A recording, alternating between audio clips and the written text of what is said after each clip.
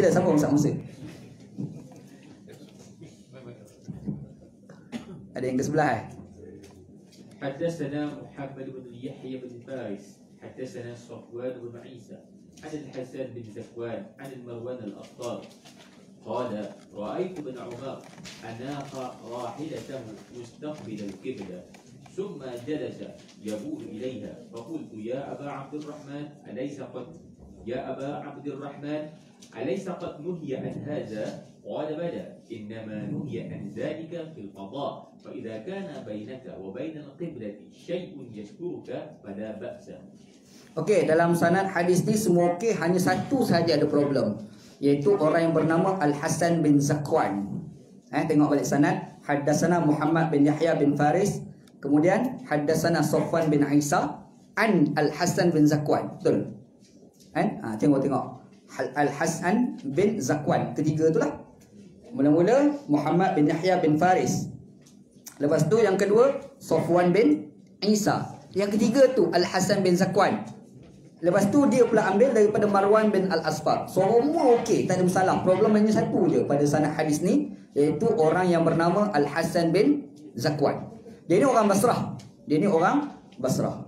Cuma sedikit ada ulama Syu'aib Al-Arnaud mengatakan dia ni dhaif. Hasan ni dianggap sebagai dhaif. Sebenarnya ada 3 kupasan dalam kalangan ulama. Yang pertama adalah Syu'aib Al-Arnaud, dia kata dhaif. Syekh Albani dia kata hasan. Kau tu pula macam mana boleh jadi Syu'aib dia kata dhaif, ni kata hasan. Hasan boleh udah lah kan. Lepas tu ada pula Al-Hakim, dia kata sahih tapi atas syarat Al-Bukhari. Apa dia? Nanti akan detailkan Alright. Syu'aib Al-Arnaud dia kata mamak ni dhaif, lemah. Tetapi Albani dia kata hadis ni hasan. Sebab apa Sebab kadang-kadang seseorang perawi hadis itu status dia dikhilafi dalam kalangan ulama. Dia ulama ni dia bukan khilaf dalam hukum fiqh, hanya semata-mata cara nak faham Quran hadis. Kadang-kadang dalam menentukan seseorang perawi itu macam mana status dia, itu pun boleh berlaku perbezaan pendapat. Ulama A kata okey, ulama B kata tak okey. Itu biasalah. Anda rasa bukan ulama je, kita sama-sama kita pun kena berbeza dalam menilai seseorang. Betul tak agak-agak? Anda kawan Haji Rahim, contoh, kawan Haji Rahim. Anda kawan dengan Haji Ali. Tapi kalau tanya antara Haji Rahim dengan Haji Ali, kenal anda sama ke agak? Tak sama, lain. Kenal Sebab anda rasa anda dengan Haji Ali dengan Haji Rahim, anda lebih banyak berinteraksi dengan Haji Rahim. Kenal Haji Rahim terhadap anda dengan Haji Ali kenal anda, mesti tahap dia tak sama. Betul? Ada orang kadang-kadang dia kenal anda sebab dia jumpa dengan anak, kawan anak, bersembang anak, dia pun tahu Wanji ni cara fikir dia macam ni. Tapi ada orang dia tak kenal anak daripada cara kenal direct dengan anak. Dia kenal anak melalui orang cerita tentang anak. Ada tak macam tu? Berlambak. Yang berlambak tu yang tak kenal tu, dia kata Wanji ni gila. Dia pun gila awal-awal. Tapi yang kenal anak, dia jahil, kau tak kenal dia. Betul tak agak-agak? Lepas tu tanya antara orang yang selalu jumpa, jarang-jarang sekali jumpa, lain cara faham dia. 3 orang lah, Haji Ali, Haji Rahim, Datuk Bahrin. Datuk Bahrin, Datuk Bahrin di sini. Datuk Bahrin kan. Contoh, anak kerap Haji Rahim. Datuk Bahrin dengan Haji Rahim, anak rasa Haji Rahim anak lebih kerap. Kurang kerap, lagi kurang kerap. Betul? Cara faham mesti tak sama. Maka demikian juga status seseorang perawi. Kadang-kadang Imam Bukhari kata okey Pak Haji ni. Datang pula seorang ulama namanya Ibnu Abi Hatim, tak okey. Dia kata tak okey pula oleh kawan tu. Kenapa? Dia kenal kau jauh, Imam Bukhari kenal dekat. Boleh faham Maka demikian juga pada perawi yang kita sebut ni, yang bernama Al-Hasan bin Zakwan. Al-Hasan bin Zakwan, apa dia ada debat sikit dalam kalangan ulama. Alright. Hadis ni ada problem pada Al-Hasan bin Zakwan. Syekh Albani kata dia ni hasan. Kenapa hasan? Sebab kata Syekh Albani, bila dia teliti salah seorang perawi Al-Bukhari dia. Bila kita buka kitab-kitab Sahih Bukhari itu, ada satu hadis Imam Bukhari ambil hadis dia. Imam Bukhari ni ke lah. Betul kan? Imam Bukhari ni dia teliti. Bila dia teliti, disebabkan ada satu je hadis yang Bukhari ambil, dia ni meriwayatkan hadis Hasan, Albani kata Hasan. Okay, no problem. Boleh faham kan? Syekh Al-Nawawi kata no. Sebab satu je ambil, dia tak ambil pun. Boleh faham? Sebab tu dia kekalkan dhaif. Tapi Albani kata Hasan. Jadi kalau kita tengok sudut itu, hadis ni kalau ikut dalam tajuk sanad saja, Syu'aib Al-Arnaud tak boleh buat hujah lah. Albani boleh lah sebab dia kata Hasan, boleh buat hujah lagi kan. Tapi Syu'aib Al-Arnaud kata dhaif. Tapi dia terima juga hadis ni. Kenapa? Sebab hadis ni matan dia sama dengan matan yang lain. Macam kes yang hadis pertama tadi. Okey, apa kandungan matan hadis tu? Cerita matan Cerita dia Marwan bin Al-Asfar. Marwan Al-Asfar ni, dia ni cakap, dia tengok Abdullah bin Umar. Siapa dia Abdullah bin Umar? Anak kepada Umar bin Al-Khattab radhiyallahu anhu. Abdullah bin Umar. Abdullah bin Umar ni adalah adik-beradik dengan Hafsah. Adik-beradik Hafsah, seibu sebapa. Mak dia nama Zainab binti Maz'un, mak dia. Bapa dia Umar. Bapa dia. Kita kena ingat, Umar ni ada anak lain. Asim contoh, Asim ni siapa dia? Atuk kepada Umar bin Abdul Aziz. Nampak? Umar ada anak nama Asim. Asim ni dia kahwin dengan seorang perempuan tu nama Ummu Ammarah. Ummu Ammarah dengan Asim tu dapat anak. Anak tu nama Laila. Laila tu kahwin dengan lelaki namanya Abdul Aziz. Laila dengan Abdul Aziz dapat anak nama Umar bin Abdul Aziz. Nampak? Dia punya susun.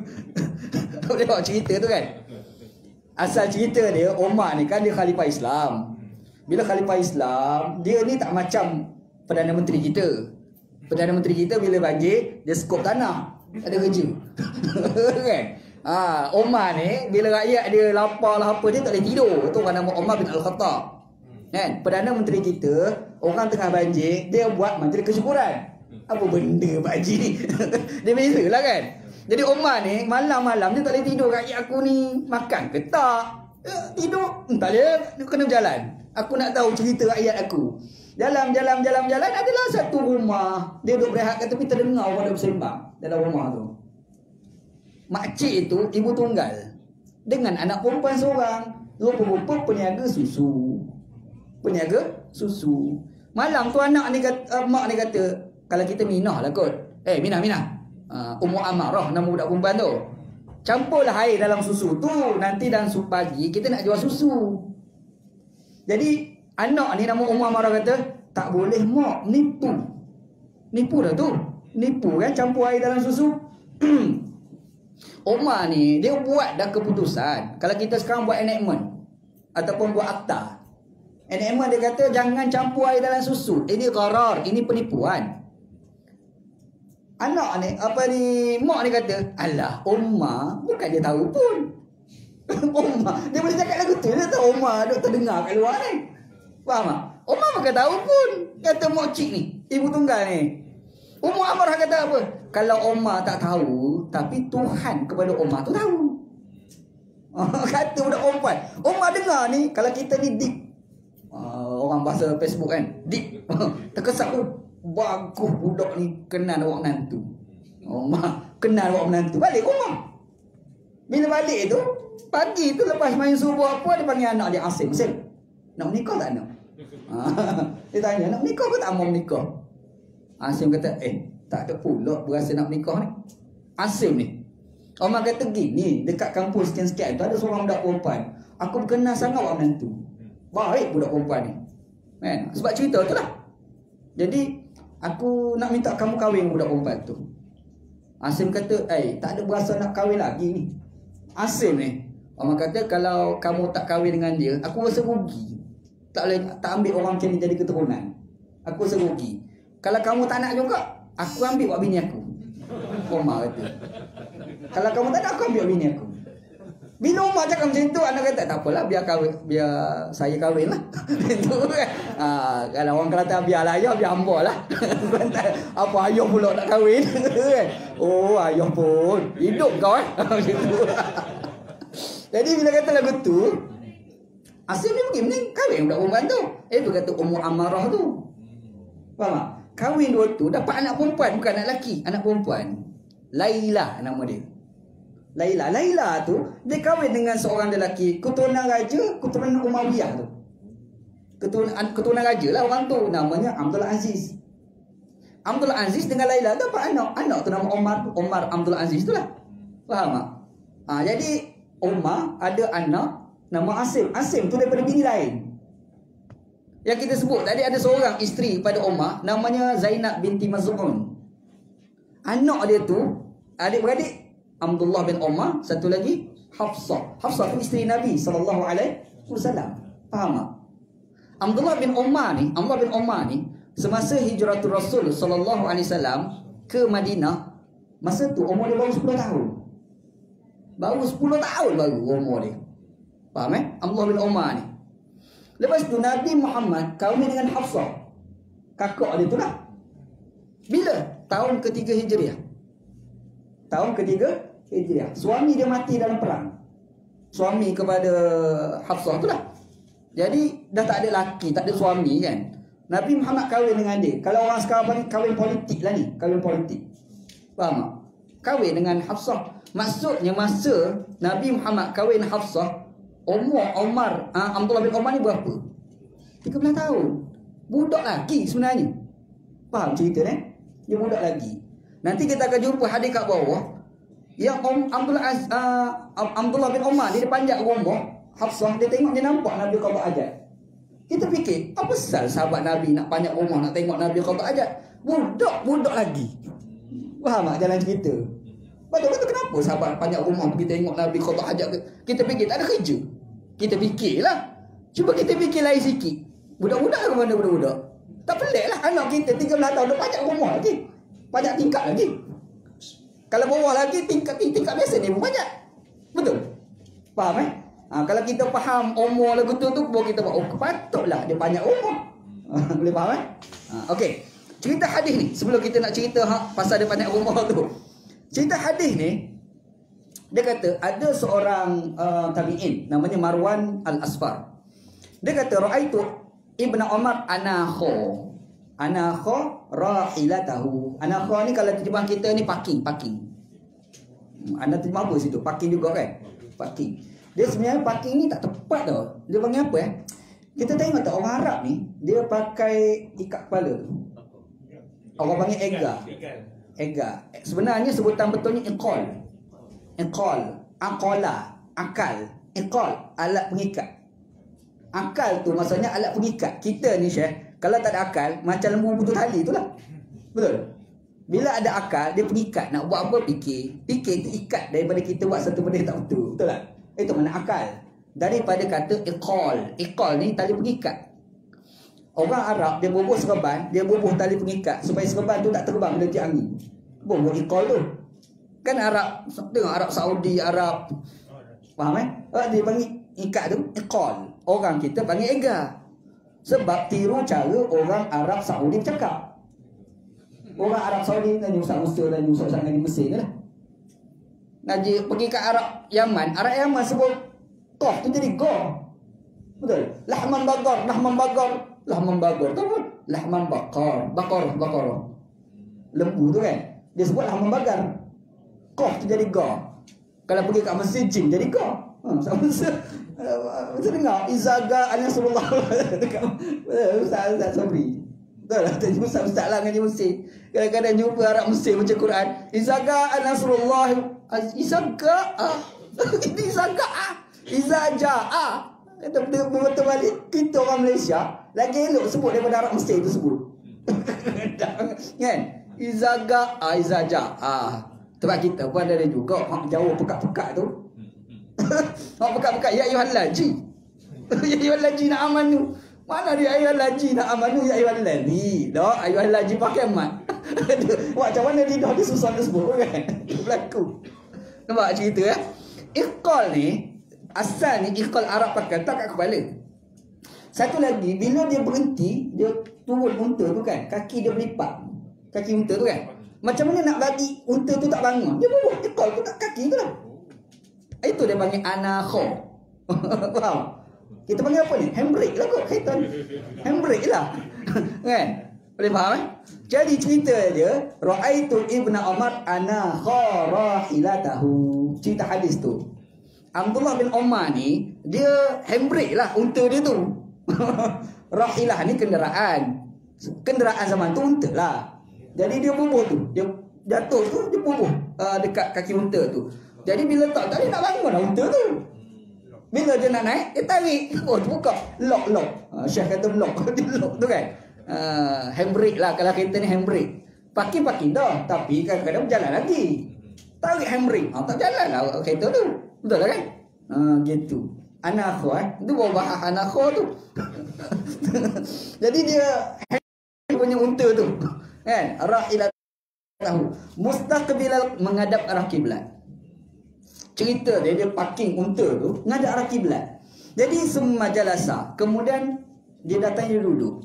Abdullah bin Umar duduk tu, ya bulu ilaiha, kencing tu menghadap ke kiblat. Kata Marwan Al-Asfar tadi.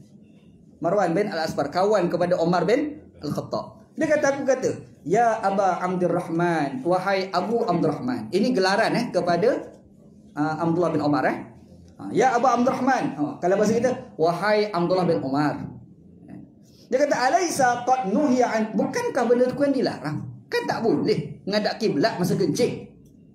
Ni tanya tanya pada dia. Dia kata apa? Betul. Tu betul dah tu. Tapi innama nuhiya an dalika fil fadha.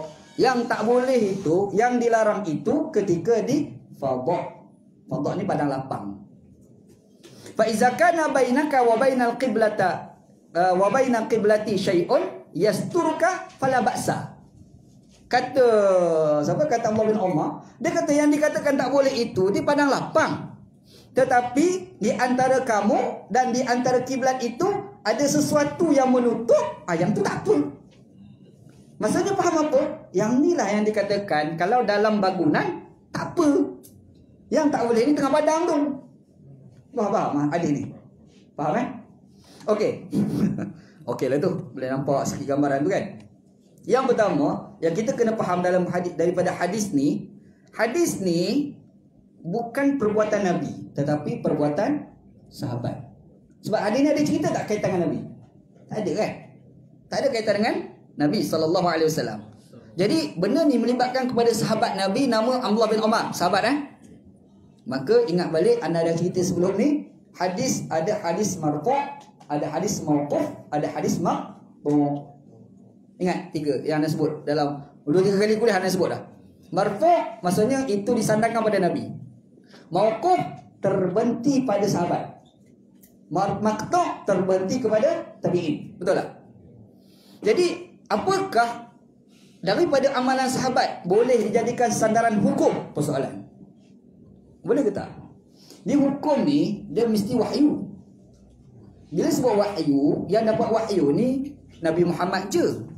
Bermaksud apabila disebutkan syariat mestilah perbuatan Nabi sallallahu alaihi wasallam. Persoalannya perbuatan sahabat ni wahyu. Betul? Tetapi kadang-kadang ada perbuatan sahabat itu nampaknya bukan kait dengan Nabi, nampaknya. Tapi di sebaliknya memang ada kaitan dengan Nabi juga.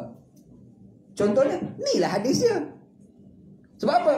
Sebab dia kata nuhiya di wasallam. Boleh faham?